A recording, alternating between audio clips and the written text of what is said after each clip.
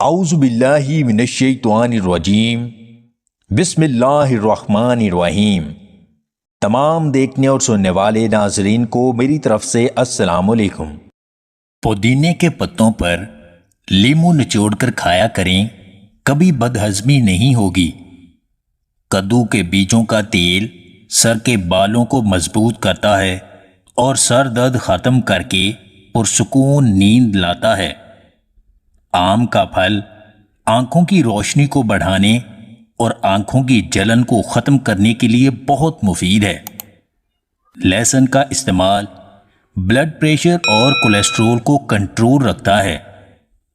پاؤں کے تلووں پر بینگن کاٹ کر رگڑنے سے پاؤں کی جلن ختم ہو جاتی ہے۔ دہی کھانے سے ڈپریشن اور ذہنی دباؤ سے چھٹکارا ملتا ہے۔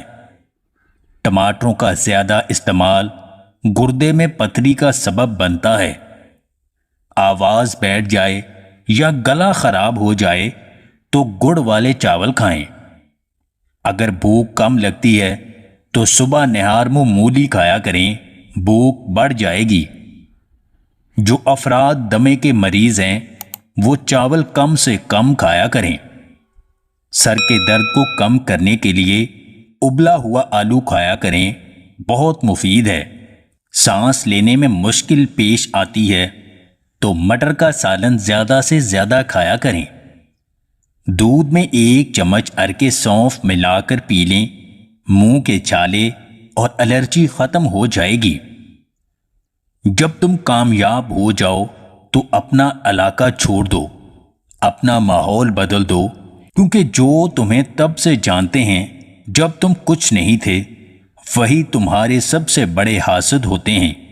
وہ تمہیں کسی صورت تسلیم نہیں کریں گے۔